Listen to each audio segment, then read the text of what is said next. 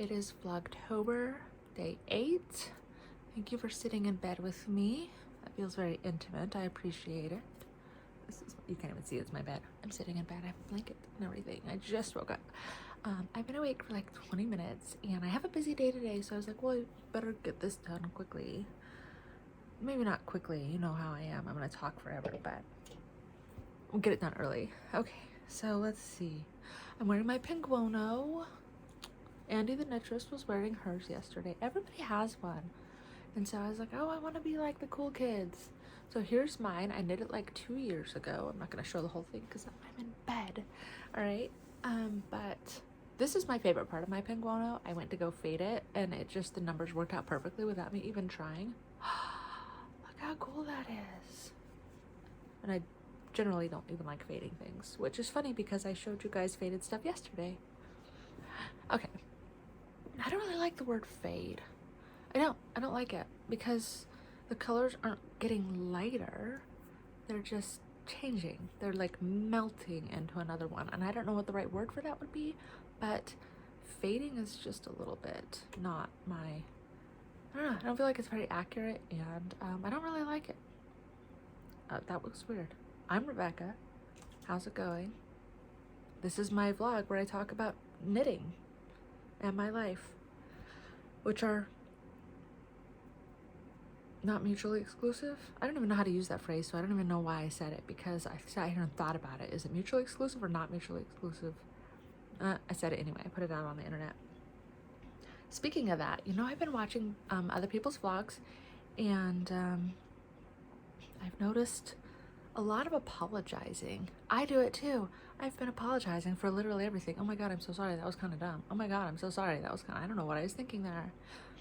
And it got me thinking about knitting, okay? Because everything makes me think about knitting, right? But I was thinking about knitting because when people are vlogging their knitting or they're podcasting or whatever, they have a tendency to go, oh, look at my, actually, I'll show you. Look at my thing. I made a mistake right there. You know, here's a drop stitch and I just put a stitch marker in it and here's a mistake. Or here's my color work, but you know, I messed up a stitch. And the response to that is usually people going, don't talk about that. Don't show people. No one's gonna notice. No one would ever notice. Don't say it. Don't say anything. It's totally fine. And I was thinking about that because I think that's kind of interesting. Yes, no one will ever notice. Of course no one will ever notice. It's just a little mistake.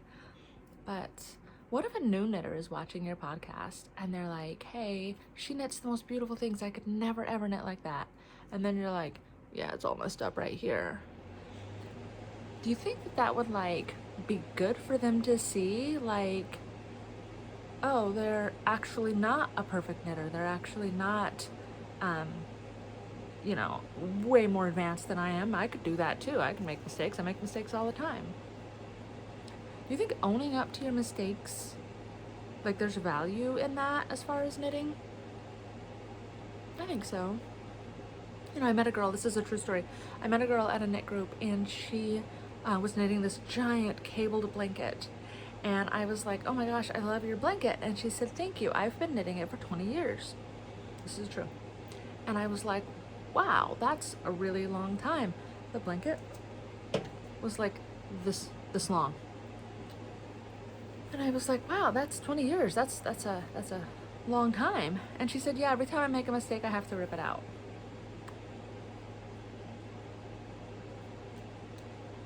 She was a pharmacist, by the way, and I feel like that was relevant to the story because being a perfectionist is obviously something a pharmacist needs to be. And I was like, yeah, girl, lifelines. Just throw in a lifeline. If it's that important, put in a lifeline. And I changed her life. She didn't know about that. Obviously, she wasn't watching YouTube videos, but I did that too. My very first sweater, I knit the entire body. It was the featherweight cardigan. I knit the entire body. I knit one entire sleeve. I picked up for the other sleeve, and I had these holes in the armpits. And I didn't know what I did wrong. And so I went to the yarn store. I even bought the yarn there. And I went to the yarn store and I was like, hey, I knit the sweater, but I have holes in the armpits and I don't know what to do. And the lady was like, yeah, that happens sometimes. And I thought what she meant was like, yeah, you're numb because, you know, sometimes people are numb and do stupid things. And I didn't know how to fix it, which is really stupid because you just could sew it up. But I didn't know how to like not have that problem in the future. I didn't know what I did wrong, so I just ripped it out. The whole thing. I just ripped it out because I was like, I don't know. Obviously, I'm incapable of knitting sweaters. Was it even a mistake? Not really, but it's something that happens, and she was right. It does happen, but the solution is to sew it up. But I thought I'd made this huge error, and I was like, I don't know how to knit sweaters. I will never know how to knit a sweater. It doesn't matter. I should just throw it away. And I did. Anyway, maybe we should be more open about our mistakes in knitting and on our vlogs, because you don't have to be perfect to show up to the internet. You kind of do, or you're going to get roasted in the comments, but that hasn't happened to me yet. Nobody's ever said anything negative except once when I first started, and it wasn't very nice, and I deleted it and blocked and moved on. I still think about it though. I'm too much of a baby to be on the internet, but no, you don't have to be perfect to show up here. So maybe consider starting your own vlog. It'd be really fun. Okay, I'm wearing my pink kimono. I was gonna talk to you guys about an Advent idea that a lot of people have, and they start and they do, and I wanted to talk about why it's a bad idea and you should avoid it. Should we talk about that? Okay, let's talk about it.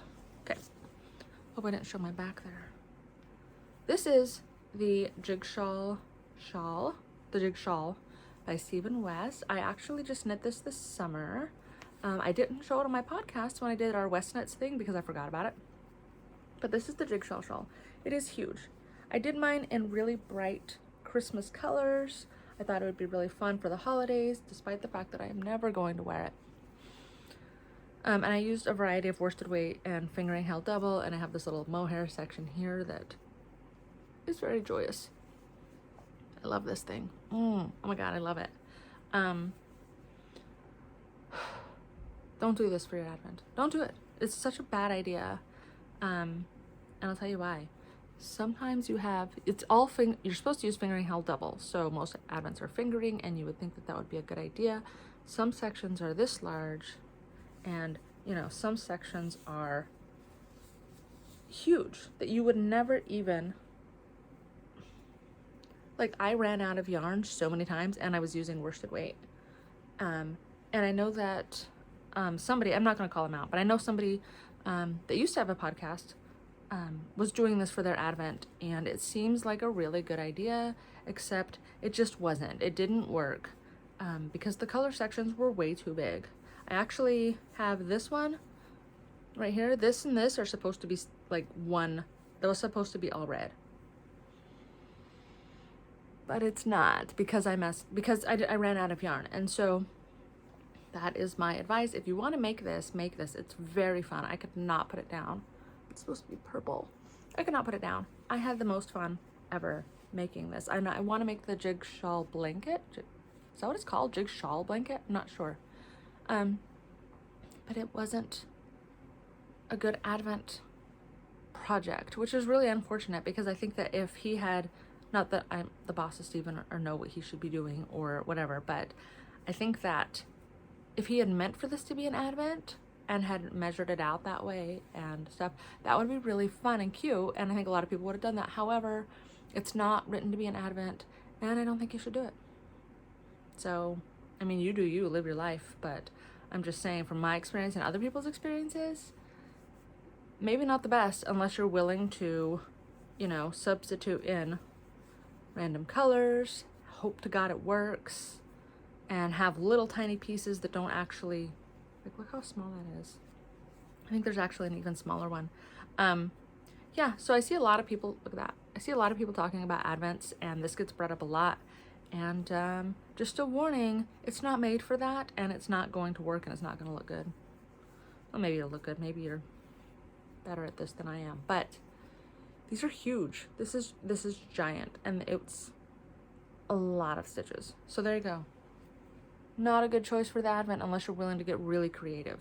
I saw somebody try to do this, and it was very stressful. And not only that, but the pieces are really large. I have nothing to do all day but knit, and some of these took me more than one day. And it doesn't look like they would, but come on. It took a long freaking time, especially those large pink chunks. It took forever. I even ran out of yarn on this one. Okay, so there you go. Knit the shawl. It's amazing. It's huge. It's giant. It's a schlinket. It's amazing. It's so fun.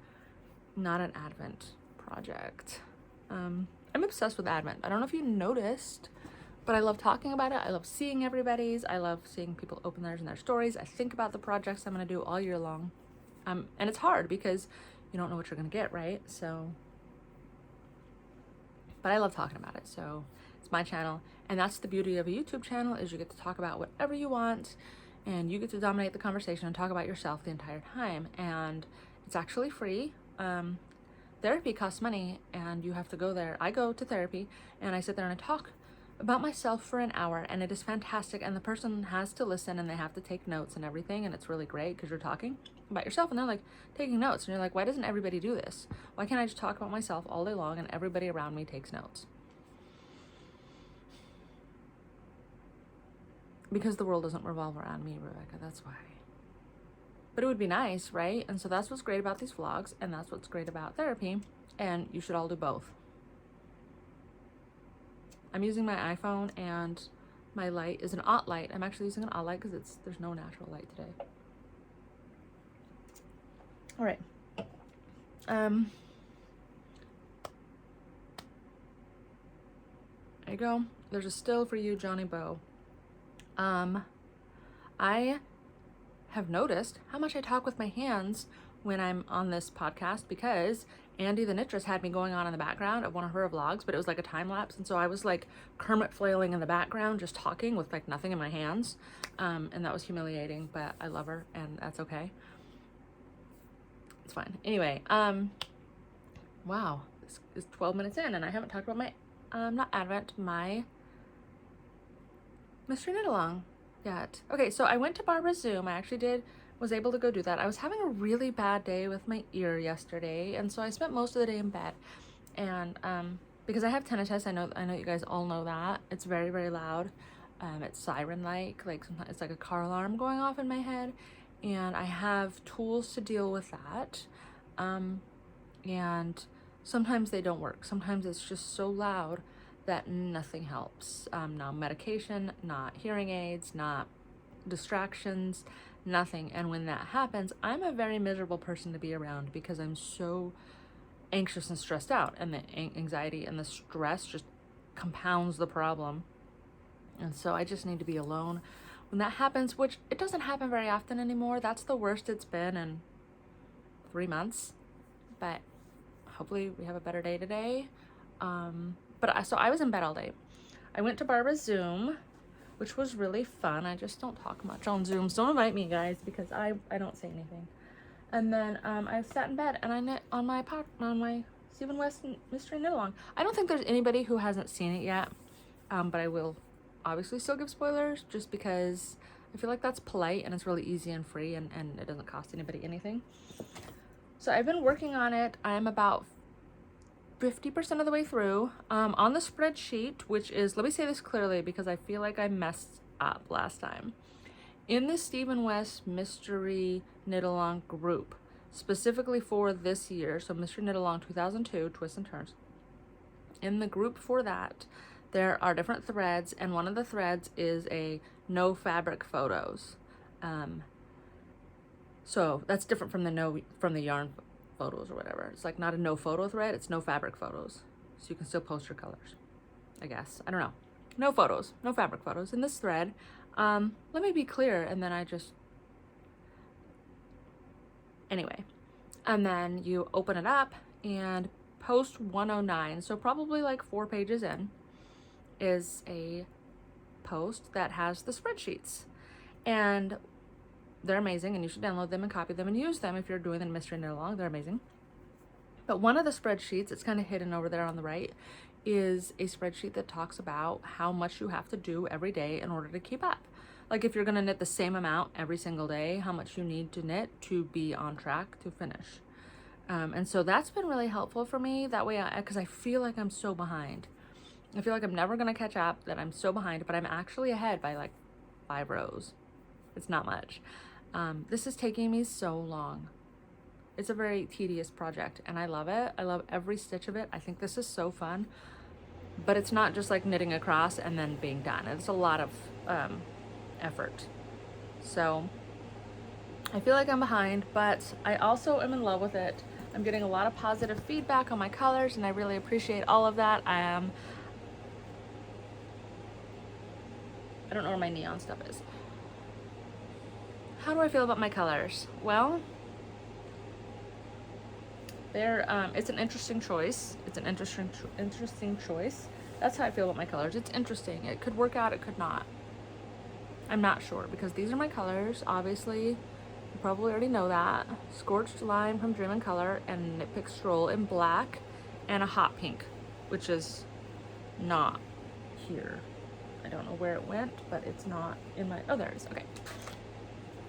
And Pop Rocks by Madeline Tosh, which is my favorite pink in the whole world. And these three together, I think they're so fun. I think it's so fun. It's definitely like, you know, camo, hot pink, 90s vibes. I'm really excited about it. What can I say that I haven't said about my colors before? Nothing. I think I've extensively discussed my colors on this channel. So I'm gonna go ahead and show it now where I'm at. I'm about 50% of the way through, 45% of the way through. So here we go. This is it. So, oh no. Okay, spoiler alert, I already messed with my loops. So hope you're ready for that. So this is my thing. Should I edit that out?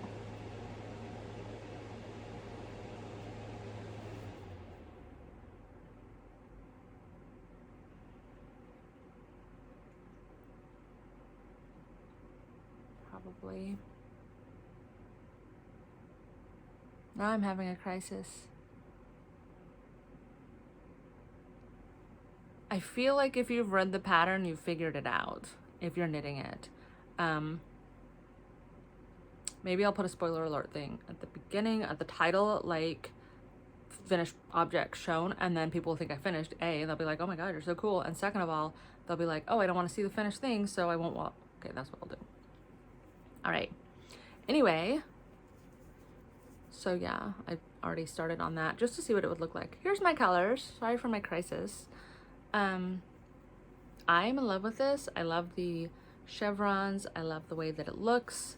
I love the vibe it's giving, which is really funny because I was like camo. Now I got like this chevron thing that's giving military. I've never seen this technique before. I don't think it was a technique before. Maybe not. Maybe not.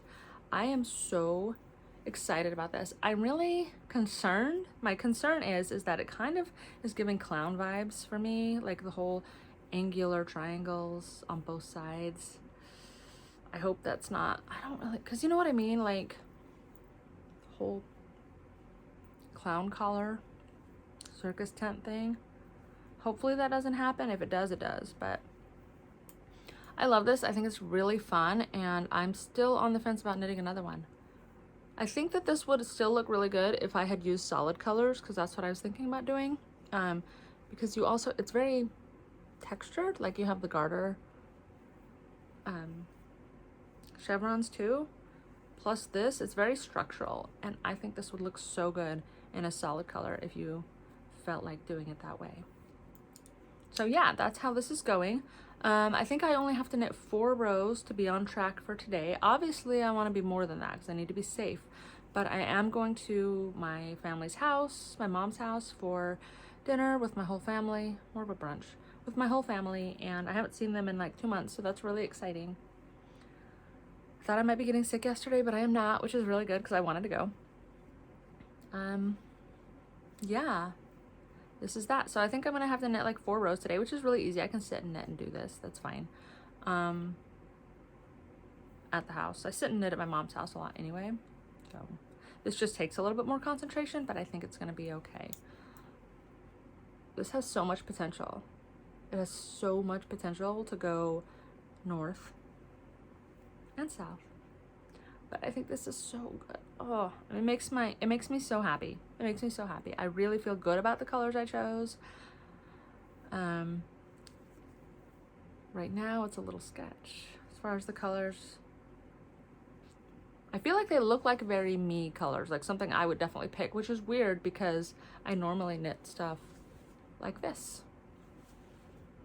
So, but this is good. This is good. I really like this.